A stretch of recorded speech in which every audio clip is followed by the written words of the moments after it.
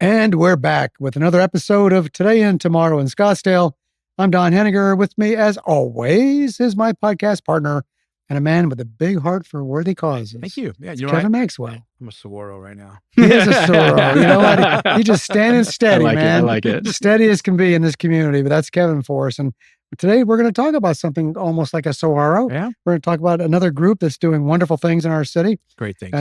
Part of our mission to highlight people doing amazing work in the city of Scottsdale for all sorts of different people. The group is the Scottsdale Saguaros, and with us today is their new president, Braydon Dennis. Welcome, Braydon. Thanks for having me. Great to see you here, man. And well, so the Saguaros were founded in 1987. That's a long time ago.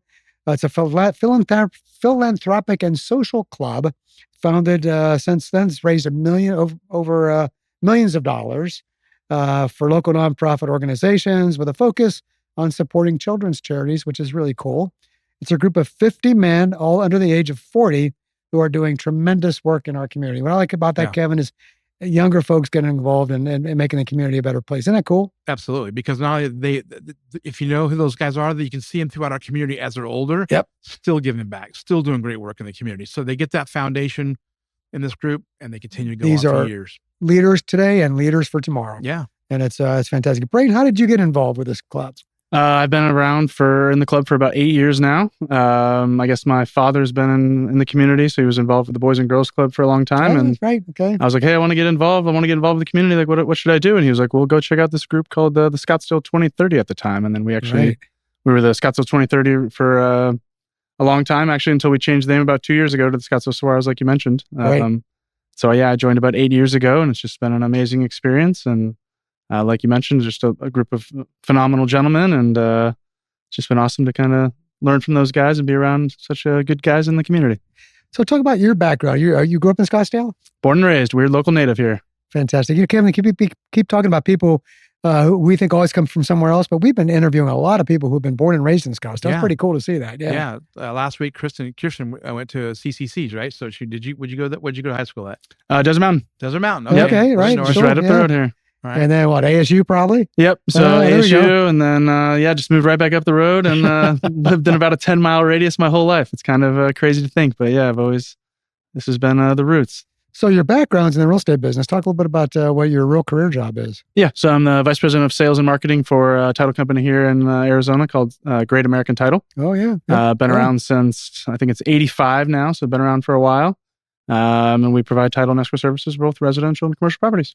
So your dad, Rod, is in the same business. So you must have been in your blood, huh? I was raised a mortgage originator. Yep. I did that right out of college for a couple of years and realized that wasn't really the best fit for myself, and transitioned over to the title world about 12 years ago now. Can't believe it's been so long.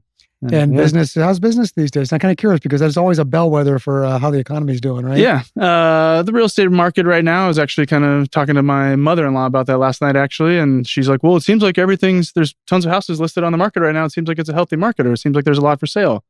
And so I was kind of telling her about the inventory. And right now, last night, we're at 18,000 homes on the market. She's like, well, it seems like a lot. And I'm like, yeah, but actually, if you look at that, we've got 7,000 of those that are under contract or pending right now.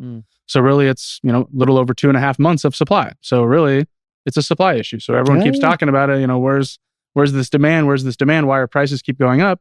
Well, we just still don't have the supply like what we've had. So, in the heyday, we had over 35,000 homes on the market, which is, at this point, it'd be over 5 months of supply. And so we're about half that still. So there's still quite the demand for Arizona. There's a lot of businesses obviously moving to Arizona. It's obviously hot right now, but it's also the hot spot for real estate. A lot of commercial companies are moving into the valley. So business has been good, quite honestly. It's definitely not what it was the last 2 years ago in the boom when everyone was trying to purchase during COVID and before. But it's not doom and gloom like everyone thinks in the real estate world. And boom and bust, man. Boom and bust, right? Yeah. So talk about the Saguaros. Yeah, give us some background on the organization and what you've been able to do over these how many years since 1987? All these great things that you've done for our community. Talk a little bit about the group. Yeah. So like you mentioned, it's an all males group. So we've got 48 guys right now, and we've got another 4 gentlemen that are coming through our prospective process right now, which is kind of like a pledge period, if you would, of like a fraternity. So these guys are basically putting their best foot forward, fundraising for us right now. and basically showing how they can provide value to our organization. And so basically what our organization does is we fundraise for local children's communities or local children's charities. And how we do that is we do that by hosting a couple different events throughout the year. So our two big events are Agents Benefiting Children and Night Flight. Agents Benefiting Children is also in conjunction with Brokers for Kids. So we talk as if that's two events, but really it's one combined event. We've kind of combined that over the last couple of years to really call it the Olympiad. But it's always been kind of two parallel running events. But it's really ultimately one event. Right. And so that's at the Scottsdale Spring Training Stadium. And it's been there for the last 12 years. Scottsdale Stadium right here on Osborne? Yep, right around the corner. So last year we had about 70 teams. There was 35 residential teams, 35 commercial teams. Those teams consist of 6 to 8 agents from their respective brokerages. So, and they come out and compete in a field day as well as a fundraising competition. So 4 months leading up to the actual field day at the Scottsdale Spring Training Stadium, they're fundraising for us in various capacities. This last year, Earnhardt Lexus donated a car. So we sold raffle tickets for that. That's fantastic. Yeah. Wow. So that was 1 for 25 or 5 for 100 for raffle tickets for that. And then we also have those teams that are participating in the event. We encourage them to host their own events as well. Yeah. So they'll host their own kind of, small golf tournaments or comedy nights or, office happy hours, movie nights, things of that nature where they could sell tickets for that. And the third way is at the Spring Training Stadium, it's a good opportunity for their vendors to potentially sponsor that. So we encourage them to sell sponsorships for banners, swag items, and things of that nature. Yeah. And then when the thousands of real estate agents are out competing in the field day, it's a good opportunity for all those companies to get in front of those organizations. So what's that look like on field day? What do they do? So they're participating in various different sporting events. We've kind of changed them up over the years, but it's anywhere from like a basketball shot to a football throw to this last year we did some sort of variation of like pickleball and can jam. Okay. There's always some sort of variation of cornhole or bocce ball. Okay. We always have some sort of competition at the very end of the top teams in dodgeball. And then there's always a couple games of dodgeball that just get sprung after because people always want to compete in dodgeball, of course.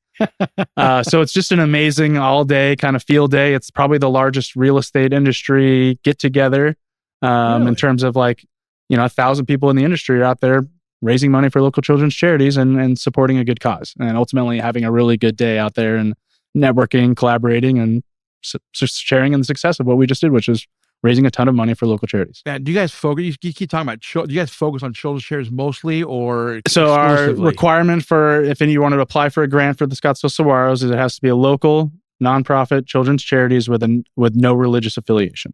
Okay. So those are pretty much the only requirements, and you could apply for a grant through our website. Last year we gifted to 27 local children's charities. Various checks between anything of $5,000 up to $200,000. Really? So it just depends. So last year we gifted just under $2 million. That was one of our biggest gifting years that we've ever done.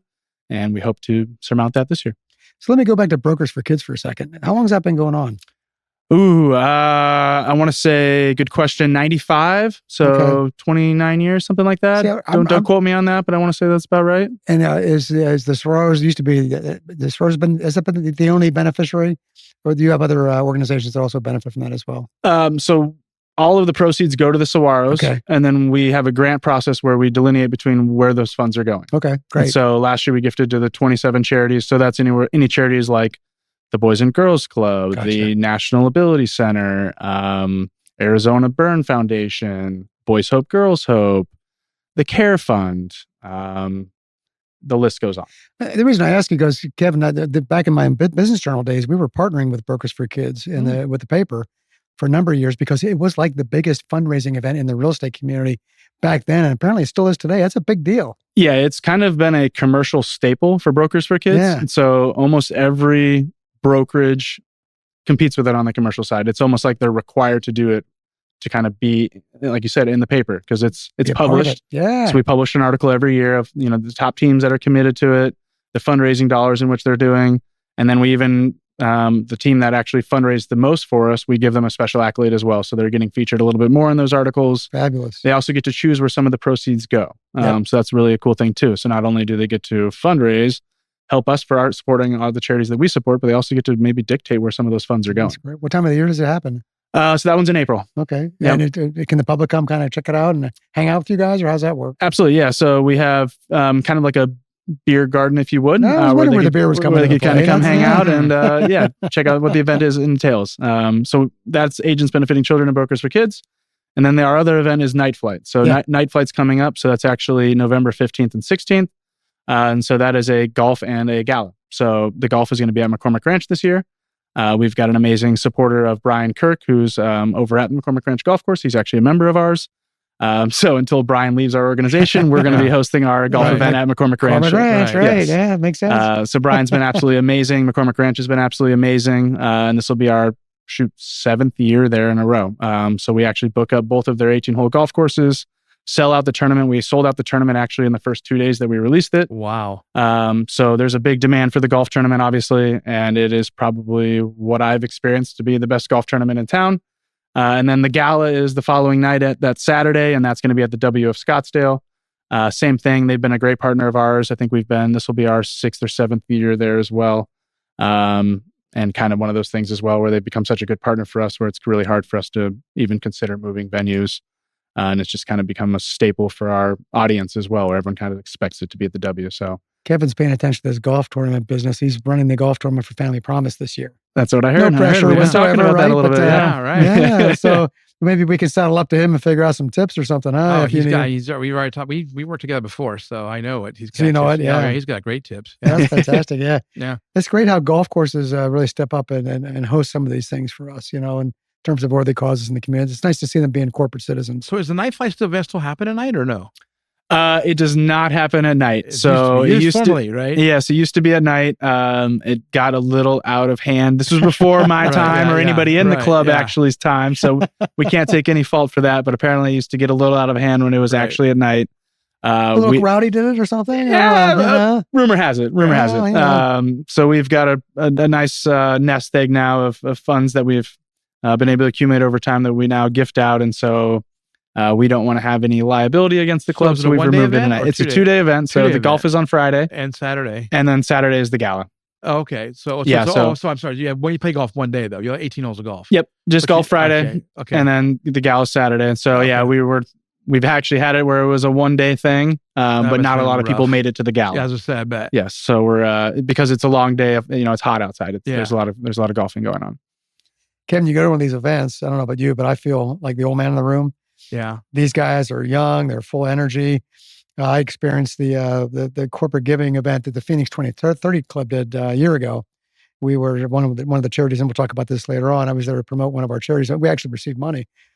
That whole evening was just out of control. It was so cool. Was it? Energy in the room, all these young guys that are all fired up about giving back to the community, all cheering each other on. It was just a great display of camaraderie and just the community spirit that was alive and well in the room. It was awesome to see. I'm sure it's the same thing with you guys. Yeah, it's fun to see because what we do is every year there's a new board that gets elected. Right. So it's a new board that's invigorated to come out, show you what they could do, show you how they could add their little spin on the events. So our guy running Night Flight this year, his name's Tad Carruthers, and he's changing up a lot of what we're going to be doing the night of. And so as opposed to having one performance, one band, I think he's got like 6 acts coming out. Wow. And so it's going to be like all these crazy shows, and he's got some like laser specialist guy that's going to come out and do this big laser show and all kinds of acts and stuff where it's just going to be a spectacle kind of all throughout the night. So yeah, really excited as kind of like the veteran in the group. It hasn't really ever gotten stale because every time there's a changeover and it's just always getting reinvented and better because we're just constantly adding on what the last person did. That's because you're bringing in new members all the time too, right? With the turnover, with the age restrictions and so forth, which is really cool. Yeah, we've talked about, do we remove the age restriction? What does that look like? What would that impact have on the club? And just like what you mentioned, it allows us to kind of keep reinvigorating, keep bringing in new youth, new fresh ideas. What's hot and trendy on the market today. That's just like in business, you got to hire the new people because ultimately that's the future. And so if you're not training and mentoring the new people, well, your organization is probably not going to flourish in the long term. Did I ever tell the story about, this happened many years ago. I was working for an insurance company in Scottsdale, and I was a younger guy, but a lady I worked with, her husband was in the 2030 group. And she came to me one day at work and says, how old are you? And I go, I just turned 40. She goes, shoot. Darn. Like, I walked away. And I'm like, why? See ya. What? Yeah, she's like, too bad. So, Walked away. Bye-bye. Bye-bye. Yeah. Anytime I meet a good guy, I'm like, it was just funny because I'm like, how old are you? And they're like, why did you ask me that? I'm like, oh, there's this group. I was just curious. You know, you'd probably be a good fit. So how do you get new members? You said right now you have 4 potential members that are going through the process? Yeah.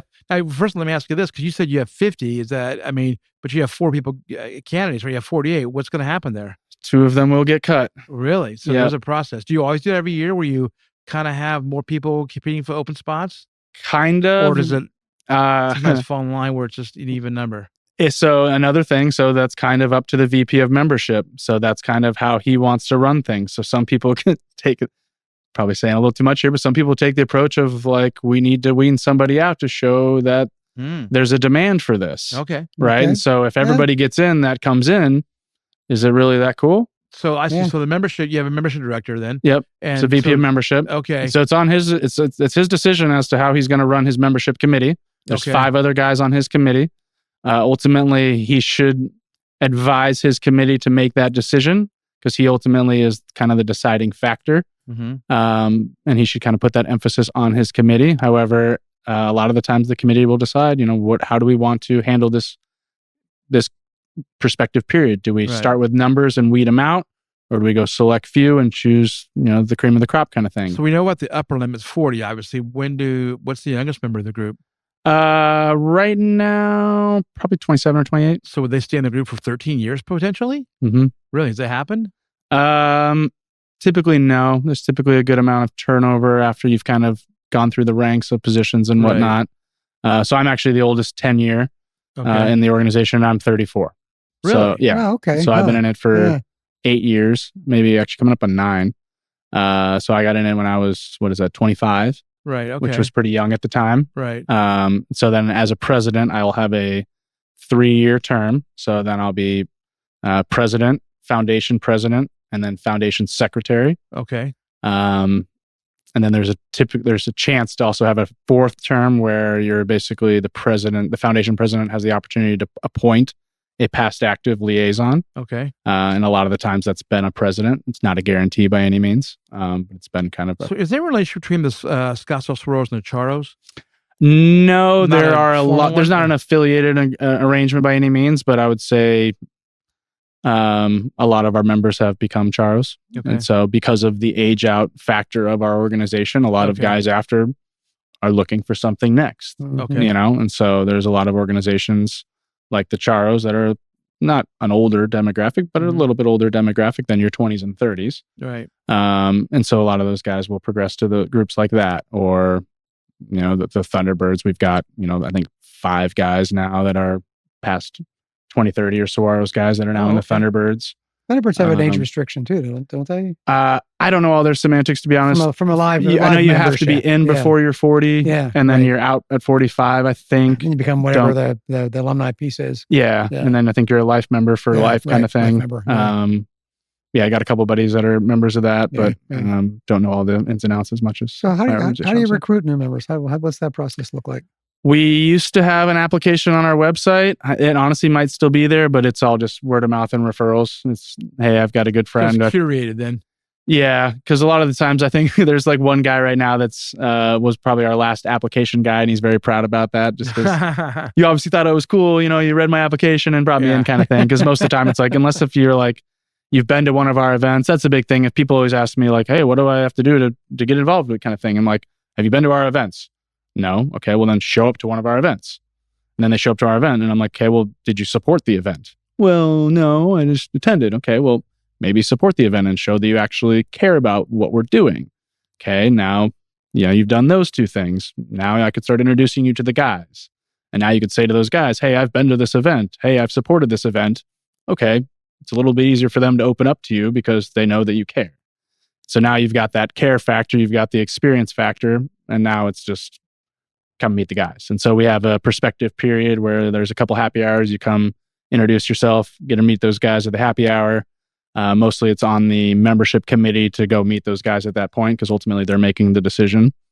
And then we do an entrance interview. It's probably the most intense interview I've ever experienced. Is that so right? Yeah. every person on membership sits in the room, and you sit in the 6 or 7 people then interviewing you? No, the entire club. Oh, the whole club. Oh, It's the entire club. Okay. So there'll be 40 of us in a room, and you're sitting in the middle. With one against 40. Yeah. Wow. And it starts off as the membership interviewing you, and then we open it up to the rest of the club. Any question you want to ask them. And it's obviously pretty intense sitting in front of 40 guys just hounding you. Yeah. Want to the good news is when you've all done that, that's the way you get in, right? Yep. Yeah, so you've all been cool. through it. Yeah. I actually, when I came through, there was only the membership committee there. So I had a little leg up on some guys. Yeah. It's changed. Yeah. So we've definitely, now it's like one of our most attended events because obviously the future is the new members. And so if that's what's important to the club is the future, then obviously being there and making sure that we're bringing in new members is imperative. That's for sure. So it's all volunteers too. You don't have any admin staff, right? No, there's a couple other organizations in town similar to ours that have employees. And so we've talked about that. There's a couple other organizations in town that have facilities or clubhouses, if you would. A couple of them that have recently acquired them. And we ultimately come back and say, well, that's just dollars that we could give to those organizations or those charities. And so, if we go buy $1 million building, what's to say we just didn't gift that to the Phoenix Children's Hospital to build their new cardiovascular wing or something like that? Because that's something that we've done in the past. And so it's like, hey, do we really need a clubhouse? What is the value that brings us? And same thing at an employee. It's like, okay, that sounds great. We could go find somebody to pay them $50,000 or $70,000 a year. But that's one more charity that we could gift to. That's right.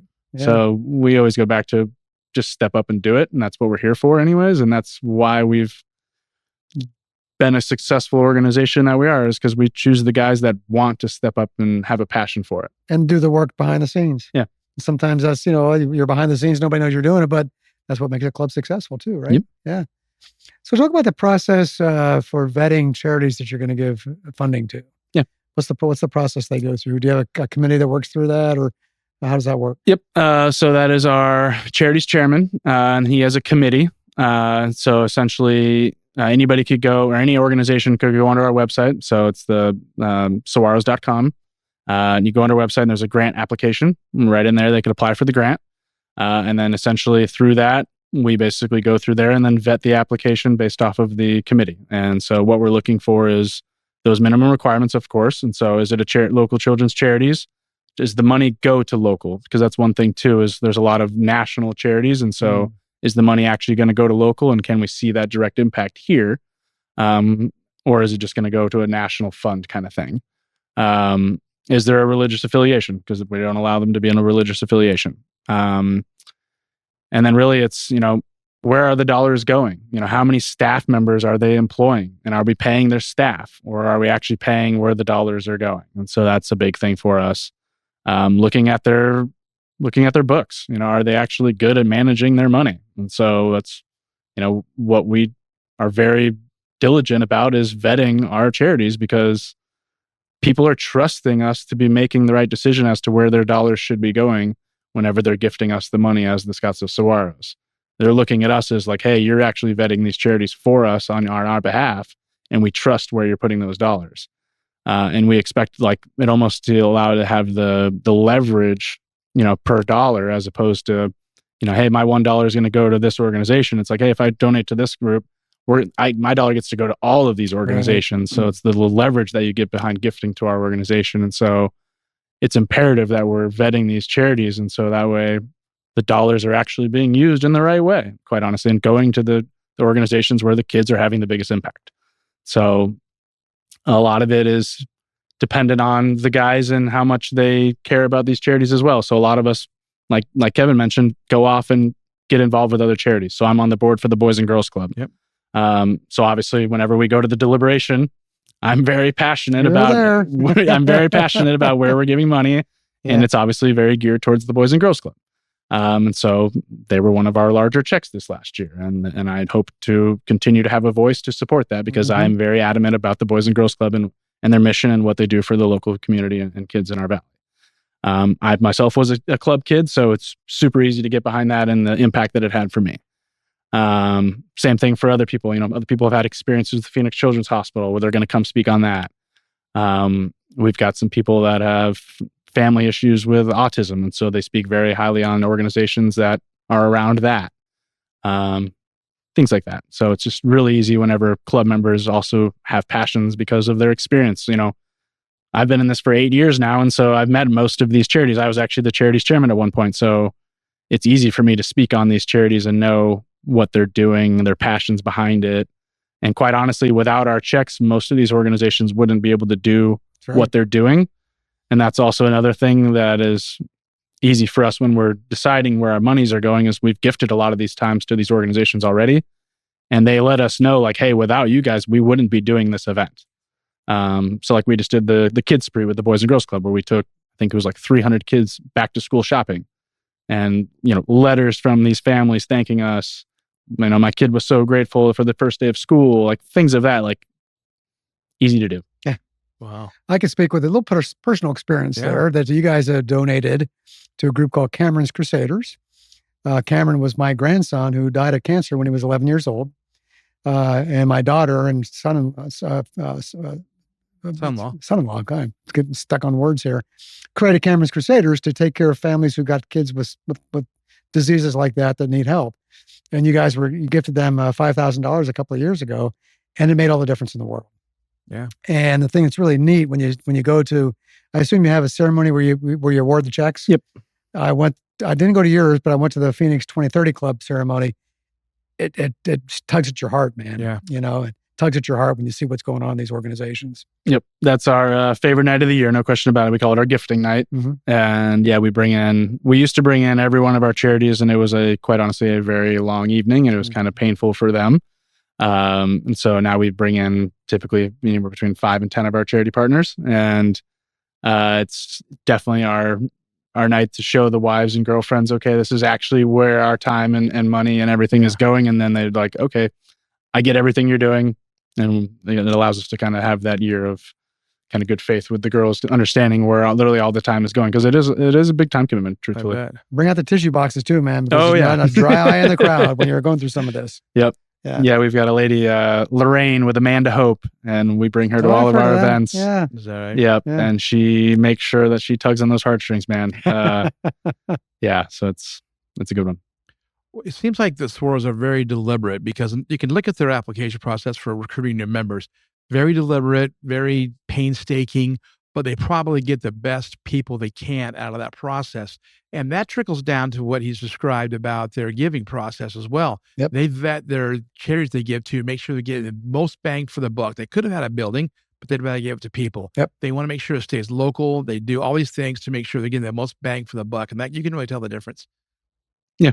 And no admin costs, because you guys are rolling up your sleeves and doing all the admin work yourself and just parsing it out around your membership. And that means all the dollars you're raising pretty much are going to charities. Yep. That's very important for us. Like you mentioned, it's reputation is everything in this town, as you both know. And who we bring in is a representation of us, and who we're gifting to is also a representation of us. So it's imperative that we're vetting both of those. No question about it. It's the future. Now, who does the event where you take a suitcase to get on the airplane? Is that? Oh, jeez, Kevin. No, that's somebody else. That's Phoenix 2030. Oh, it's Phoenix 2030. Yeah, so that's the suitcase party. So they throw a good party, quite honestly. Okay. One of the reasons why we truthfully separated was we were always associated with the Phoenix 2030. Yeah, that's what I thought. Yeah. So it was. 2030 is a national organization. Okay. There's also the women's chapter here in the Valley called VOS. Yeah. Great organization as well. So nothing disparaging about either of those groups. We just wanted to kind of create our own name, our own entity. Yeah. And we thought that we had created our events had kind of stand out enough to where we kind of decided we needed that. Yeah. So it's been great for our own organization. It's been great for our branding standpoint. And yeah, we're excited for it. All right. Yeah, it does. So are most of your members Scottsdale residents too? How does that work? Majority. We do have a handful that drive to our meetings and stuff. Okay. It's definitely not a requirement by any means. But most of our stuff is definitely in Scottsdale for the most part. All of our events are in Scottsdale. All of our meetings are in Scottsdale. Mm-hmm. So it's just convenience wise, it's definitely, we encourage, people from Scottsdale, just because otherwise they're going to be driving. And quite honestly, we do a lot of stuff outside of our mandatory stuff, committee meetings, happy hours, things of that nature, getting together. And so if you're not close, it just becomes inconvenient and almost just not manageable. Yeah, makes sense. Kevin, another great example of the shining star in Scottsdale. Hey, but one more question about when is your gifting period open? Does it have open and close date for applications? Yes, I don't know the specific dates to be honest right now. But they are open. I know that right now. Coming in. Yep, they're coming in. All right. Yep. That's good. So mistake. So I want to say May is when we did our gifting. So yeah, I'd have to get back in the to that. springtime. I'm sure. Now. Okay. Yeah, sounds good. Good stuff. Right. Great job. Wow. Congrats on all the wonderful work you're doing for so many worthy causes. I have a little personal experience with one of them, which so I know it's near, dear, and true, and it's making a big difference in our community. So, Braydon, really appreciate what you're doing.